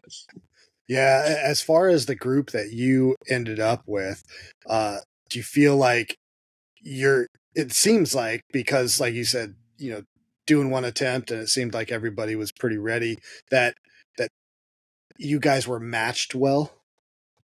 I think so. I'm really happy with the company I went with. It's called Climb the Seven Summits, and it's owned and operated by Mike Hanwell, who's actually recommended to me by my friend Charlotte. She used to guide and climb with him, and so I liked his style. He was our expedition lead. He didn't climb that time, but he's already been up that mountain 6 times, so I think he's good with not having to do a 7th. Yeah. But he ran as our expedition lead, and he and the guide teams worked really well with like putting people of like matching abilities. So like speed, like fast climbers are going to be with like this guy. Medium, slow, everybody's like paired in a way that made sense, that was both safe for the climber and for the guide. Because I mean, there's been guides that have died up there too, trying to drag or haul someone that like they shouldn't have been paired up with down. And so, I mean, it's not just inexperienced people that get like caught up there. It's like the experienced people too, who are trying to do more than they're capable of in the interest of the business. But for our company, I was really pleased with that. Like at no point in time did I ever feel like, that they were ever like super disorganized. I mean, that's absolutely a fear that I think that a lot of other companies use. Like you pay less to try and find a company that's a shortcut, and you find yourself matched up with somebody who's like not who is probably going to leave your ass if things get bad. Yeah. And that's just a no bueno in climbing in general. Like as a guy, it's a big responsibility when you get paired up with somebody. And to the stories I'd heard of like guides from other companies having abandoned their people up high was wild to me. And I was like, that's crazy, because it just seems like that's just like, you can't do that as a guide. But at the same time, it's like, damn, dude, if you're dragging somebody who's no shit going to get you killed and you can't get them down, I'm like, fuck, man, like, what do you do?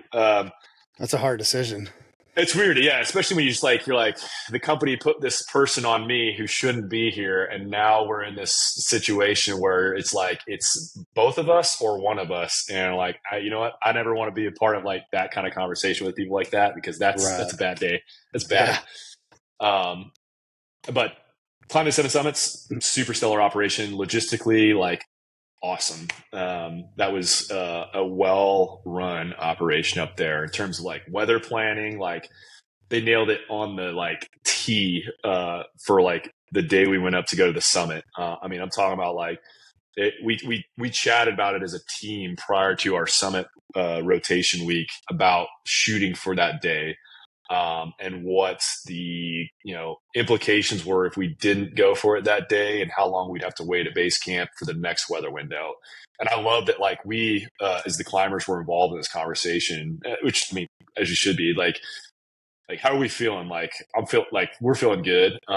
If we push hard for it to go for summiting on the 12th, or 13th, excuse me, like this is like what we're running up against, because if we have a long day on the 13th, we're running into some really bad weather, and then we're looking at bad weather the next 3 or 4 days. So like there's a front coming in, we have to get up and down that day. There's no like get up to camp 2, not feel great, hover another day, and then go for it, because that puts us into trying to summit, and that means we got to go back down through the Khumbu Icefall to base camp and wait it out again. And we're like, I'll be honest, man. I was like, the less times I have to go through the Khumbu Icefall, the better. Like that's just in general. Like the less times you go through that area, the better.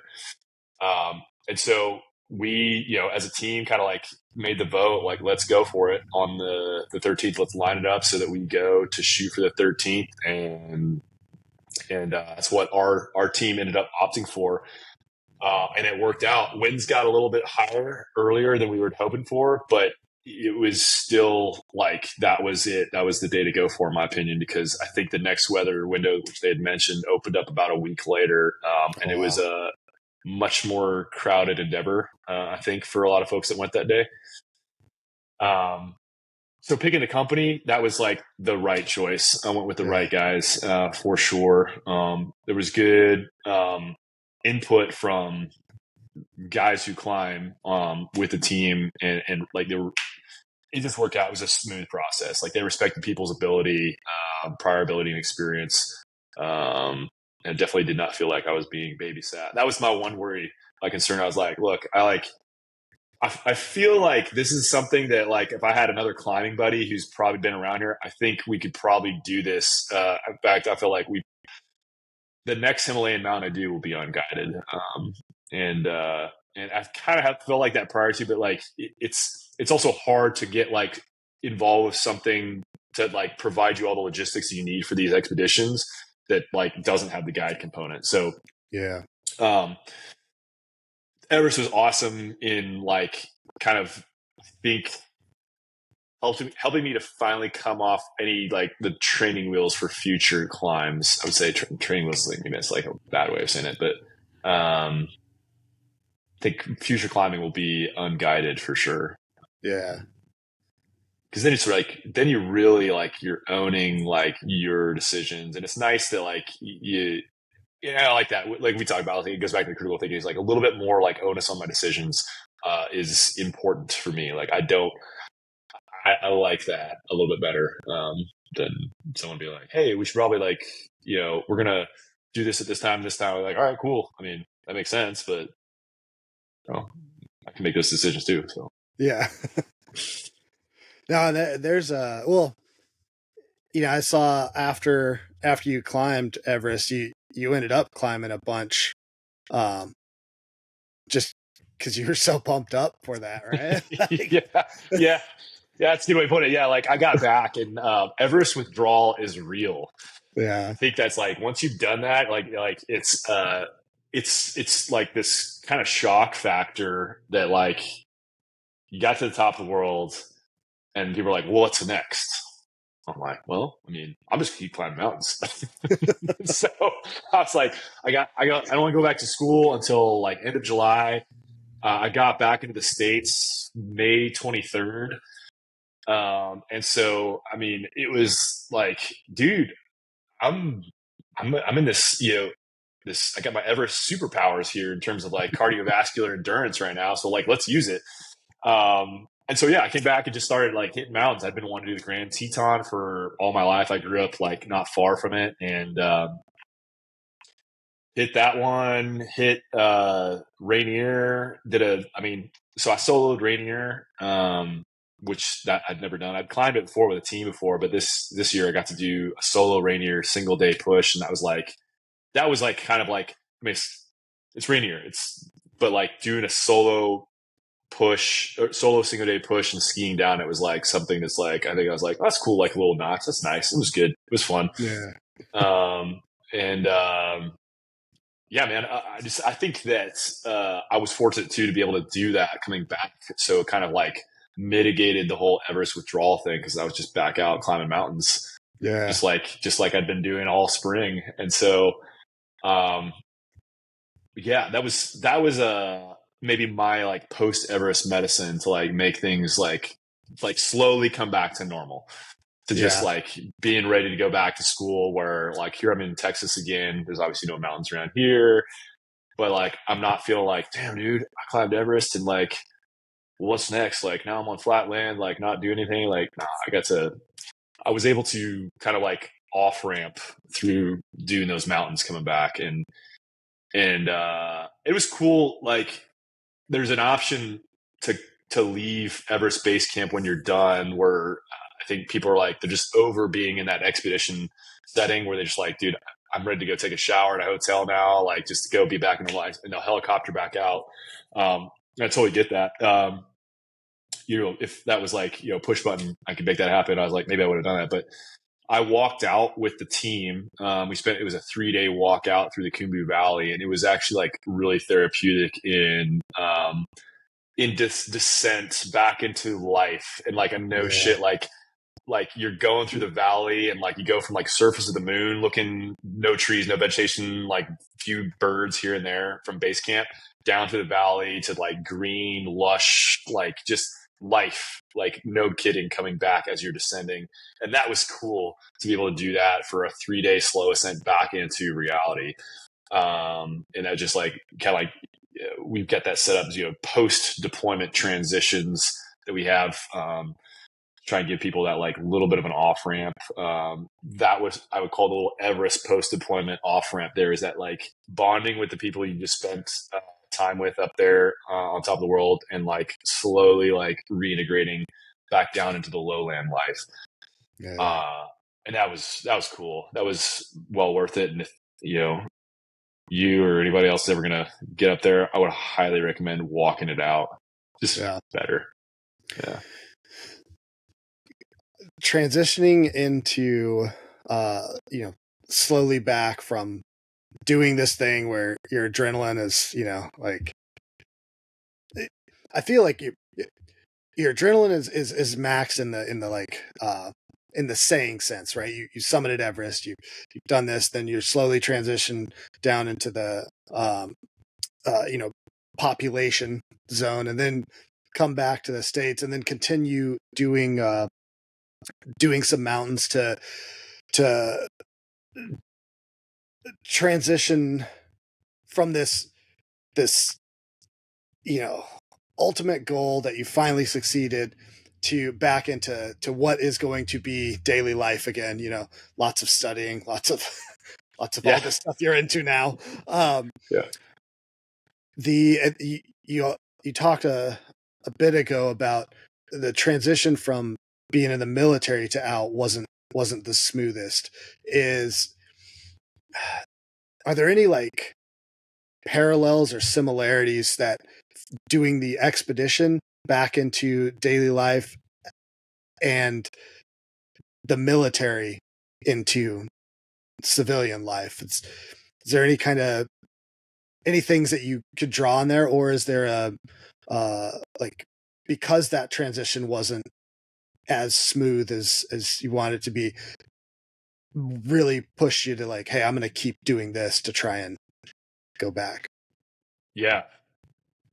Yeah. I would say,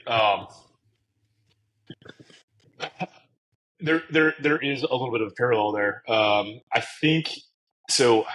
Hindsight here, and one that actually kind of helped me to like make that decision on the walk out of Everest was the fact that I think I should have taken a deferred start for medical school rather than jump right in when I did, where I was at, because it was kind of like there was just a lot going on that made it just it was just rough in that fall semester last year with trying to do the transition and med school, and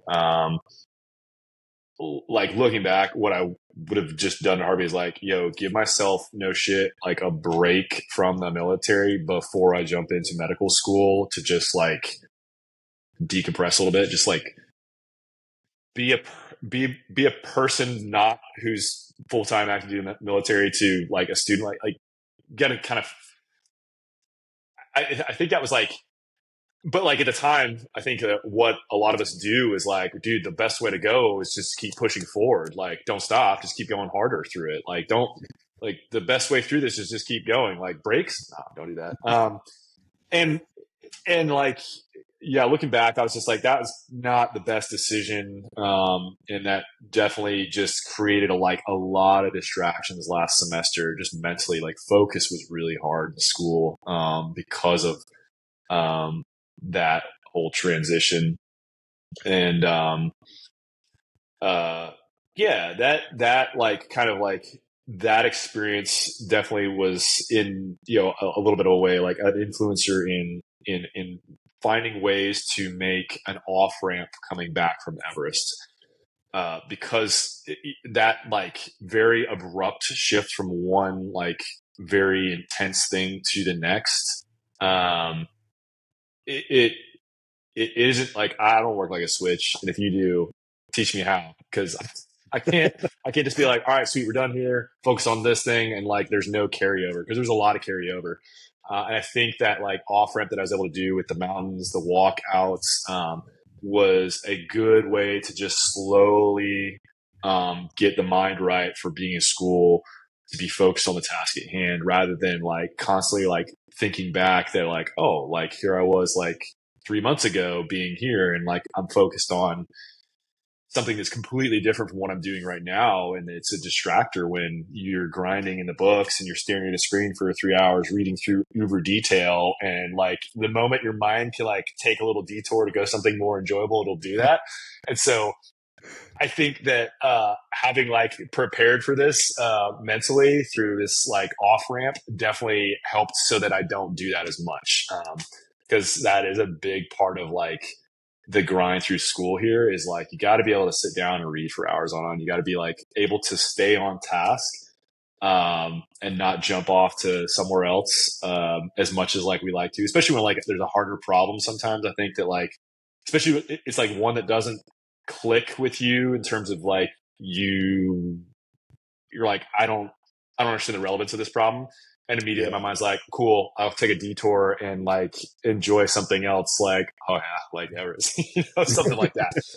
I think that like having done that little off ramp, that mental off ramp there, really has helped, as well. I mean, it's a totally night and day experience. I can say like, dude, I'm enjoying medical school right now. Like, it's a lot of work, but like, I mean, it's fine. Like last year was like, it was not a happy experience. It was just too much going on. It was a lot. It was just a lot. And so, Yeah, I learned a lesson from that one, a hard one last year. That, like, you got to give yourself a break if you can. Give yourself that break. It's just there are two different lifestyles, and a lot of good things come from like what I learned in the military into school right now, like now. But like, you got to like I feel like you got to kind of like me as I got to like kind of like find myself as like a guy who's not just an active duty Navy EOD guy, like because that for me so long was Yeah. like that was my identity, like. Um, and when that's no longer what you are all day, every day, you got to like kind of find what you are in your day to day before you're like taking on this really difficult task. Um, and so that was like big lesson learned there. And unfortunately, like I'm in a really cool school that gives you that opportunity to take that leave of absence to recenter and do that. And they've been stellar about it, supportive, and it was absolutely the best decision, best thing possible. Cause like, I mean, shit, dude, like just like my energy levels are charged now, like mentally, like I'm in the game and like I'm very happy with where I'm going. And I don't, I'm incredibly happy and proud of my time in Navy EOD. But it's like not my sole identity right now, which is like necessary to be able to do these other difficult things. I think it's a Yeah. just like, um, it's always been a part of my life. I mean, like I said, I'm still a reservist, but like this, like it's not my only identity, and that is important. Absolutely. Yeah. I've been talking about that a bunch on the podcast about how uh, it's very easy when you're active duty, Navy EOD, or any of these like small, close knit, like special operations organizations, it's really easy to make that your thing. And that's like it, every Yeah, part of your life. When you hang out with Navy EOD guys and you talk about work and you complain about how you're talking about work and you know and but finding that thing that can pull you away so that you find out who you are, because while it's easy to become our identity, it's not us, like, but the problem is, unless you figure out who you are through a bunch of other means, it's it's almost harder to realize that I I am not Navy EOD. Like, it seems obvious when you say it that way, but right. yeah. And I think too, like, I think back to when sometimes you just need that time in between where you're doing something else, because yeah, like, you're right. In this job, we're always saying, no, just keep pushing, just keep pushing. And I think that works for a while, but then that little word burnout happens. And that's when you just keep doing that too much, you don't realize, and then all of a sudden, I've noticed when I come back from deployment and I actually take deployment leave, which I thought that was like a thing people say, but nobody does. Uh, now that I actually do that, I come back, and just the way you're talking about going to school right now is how I felt after this last deployment leave, where like I took almost a month off, and I come back and I'm like, I'm ready to go to work again. I'm like recharged. I'm not bitter about the things I was upset about that happened on deployment or during a workup or whatever, and like, so it's Dude. interesting hearing you talk about this in that setting, because I'm like, yes, I feel that too. Yeah, man. Like it's yeah. I mean, I've just everything you just said there is like I mean, that's it. Like we get so embedded and so like into like what we're doing as EOD techs, which makes sense. I mean, it's fucking awesome. We have really awesome people. Like we get to be part of a very special community, and we get to do a job that people could, can't pay money to do. Um, we get to be around again the best people. Um, and it's so like easy to forget that like that is a time in your life that is going to end. It is a finite amount of time, and you have to like understand that there's like a part of you, that is not that moves on and moves forward. And like whether we're getting out after a couple tours, or if you're doing a full 20, like, and especially I think like if you go long into it, it's like that's I think really hard for guys who are like, all right, 20 years of this and now I'm done. Like, shit, that was like a lot of my adult life. Now, like, Yeah. what do I do? Like, who am I, like, outside of this? I've chatted with a couple of my buddies who retired, and it's just like, you do this thing, and you know that like retirement is what you do. Like, you get 20, and like you're like, man, I can't fucking wait to retire. But then retirement happens, and then reality hits, and it's like you're not in the military anymore. And when you're outside the military, like it feels like you've just been like kicked in a way out. Like it's like all the things you used to do that were regular access that you had is just gone. Yeah. And you're like, wow, this is real. And it's really, I think, a lot harder on guys who just like, if you don't have a passion or a drive for something outside of that, then that's where it really gets dark. And we gotta like figure out how to, I mean, get our, people like, into that. Like, we've got to find ways to make, what is in the best interest of the United States government is to have, these people who are like just 100% EOD techs all the time. They're the best of this. They do that. Is not necessarily the best interest of that individual or those, Right. and then their home lives. And how we get a little bit more development of that personality outside of the job to give people that drive or passion for something that's outside of the work we do, and continue on in a really happy and satisfied way after service ends. I mean, shit, I didn't even retire, but like, that transition process was weird just because of like, I mean, it's just like, oh shit, there goes all the connections don't go away. Thankfully, or the curse of social media is like, it's there. It's this like thing that distracting, but it's also like really easy for us to stay connected, or more so. I think so. Yeah. And check in on each other. Yeah. Anyways, I feel like I'm rambling about the same thing over and over here. We just talked about, but yeah, dude, you got to find that.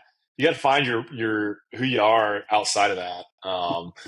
And I used the word a couple times to like some of my friends. I was like, I had to use this spring to get my soul back, in ways, because not that I felt like I lost it, but I was just like, where, like, I feel like a little off course here. I know where I want to go, and I know I'm like super excited about medicine, but like there's something missing. And I think it was like a really healing experience this spring, to get out there and be in the mountains, doing things that are challenging, using critical thinking skills and applying them to a thing that's like physically challenging, and the consequences are real, but it's of my own choosing. And like, I'm able to do this on my own. It's like a sense of freedom in that. So I gained a lot of just like genuine, like central satisfaction in being able to do that. And I'll be at one, like, raise my hand right now and say like, hey, like, if you're ever wondering like what's a great thing to get into once you get out, dude, the mountains, man. Yeah. Yeah. One of the reasons why I wanted to start like this kind of like, I guess you could call it series, where highlighting, Navy EOD techs that are doing something that's just as crazy as being a Navy EOD tech, is it's it's, I want people to see from the outside looking into the community, like, hey, we're not just one trick ponies, but also like doing hard stuff, doing crazy stuff is with calculated risk. I'll throw that in there, the safety factor. Absolutely. Is just something that generally, like, the types of people that become Navy EOD techs are also the types of people that do these things. But also from the inside looking out, something that you've said is what I want people to see on this is, if you are getting out, whether you've retired or just separated, whether you did 20 years or 30 plus, on the retirement side, or just the 6, right? That, hey, if you're struggling with your identity being a Navy EOD tech, and you're not sure what you are now, find that thing that either you were interested in at one time, or find that thing that may interest you now. Could be mountain climbing, but whatever it is, it may not be Everest, right? It may be something completely different, but find that, push towards it, because once you hit that, everyone that I've talked to that went through a similar transition, experience, every time they've done that, they've found that thing, they've reached for it, and even if they haven't hit it yet, but just moving towards that goal, it seems like it just resets. It resets the individual, and like it's awesome. Yeah, man. Yeah, I Glad you said appreciate. that. Yeah, I really appreciate you coming on and sharing, because like, one, obviously, a little fanboyish there. Sorry, I'll tone it back, but Whatever. no, like, this is one of those things that's super, like, been interested in it since I was a kid. So this is super cool to like actually hear about, a firsthand experience. But just coming on and sharing and like with everybody, with the community, because you're right, it doesn't just go away. Yeah, you don't have that necessarily daily interaction with as many people as you did before, but like, trying to be able to provide this so that others can have that, like, oh man, I remember I've actually had a few people, I told them that we were going to do this, and it's funny because every time I mention either that you did it when I saw the post, like, hey, you summited Everest, the reaction is always the same. It's, oh yeah, that makes sense. Like, everybody's just like, I could see him doing that. Yep, that's right up his alley, man. I'm like, that's kind of cool, because if I did something like that, they'd be like, Jerron, really? Like, nah. I don't know if it's a good thing or bad thing. I don't know what that says about me. If they're like, oh, yeah, I can see him doing it. I'm like, oh, man, I don't know if that's like a good thing or bad thing. They're like, that guy's fucking nuts. Like, yeah, of course you did. Oh, cool. Well, that's cool, man. Thanks for saying that. I appreciate that. Yeah, this is cool. I'm really like huge fan of what you're doing here and talking to people in the community, and just like it, like, for a lot of reasons, but like it's cool to see something that is an EOD guy, highlighting people who are in EOD and like the stories that we have from our community. It's like it's a very small like community, and it's prior to like stuff like this, it's been incredibly difficult for people to get a grasp of like what Navy EOD is, who we Yeah. are, what we do. We're just, I mean, I try and tell people, like, describe the job to people who are really unfamiliar with the military. And, they kind of like go one of two things. They're like, oh, so you're like the guys from the Hurt Locker. I'm like, that's a fun movie, but nah, that's not it. And they're like, or the reactions are like, oh, so you're a Navy SEAL. I'm like, no, they just don't know. It's like you try to describe Right. it, like, what is that? And like, there's some cool things. I was like, that's kind of cool when I tell somebody that, like, I don't know, or kind of annoying when they like assume one of those two things. I'm like, no, it's not it either. Yeah. And it's cool that, like, you kind of build this platform to like get stories of who we are, who the community is, and like out there, and just like what we do, and like show that, like, hey man, we got, like, there's a lot of really awesome personalities, motivated people that come to do this, that get to do some pretty incredible things, and just the whole, like, the teamwork, the camaraderie that comes from it. That's my number one takeaway from EOD, is just like the people is and has been awesome. Yeah, man. And then thanks for having me come share the story here. Like, it's fun just like to recollect here. I was like, damn, dude, that happened in May. Holy shit! Wow. Yeah. That's awesome. Yeah, man. I really appreciate you coming on and sharing. Is there anything that you want to leave for anybody listening, like thought or anything?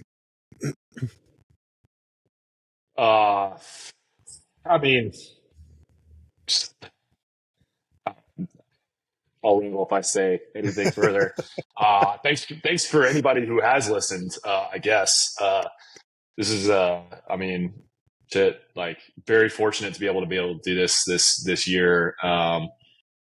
There's more ahead for sure. I'll say, yeah, getting to the top of the world does not mean that it's like I feel like I've like maxed out on like what there is to do. So yeah, that was always a goal of mine. I've achieved it, and it doesn't mean like, sweet, now what? It's like, no, there's a lot of other things cooking in the books on like things to do. So I mean, there's no shortage of things that I feel like we can do once we're outside of UD that like are going to keep us driven and motivated, inspired, just like feel like we have a purpose. Cause I'm like, damn, dude, I wish I had 1,000 years to live right now. Cause there's just so much shit out there to do. And there's, I mean, not enough time. So yeah, just like, I mean, one big one, accomplished, and, more ahead. Just, very excited, fortunate to be here. Awesome, brother. I appreciate it. Thanks, brother. This is cool.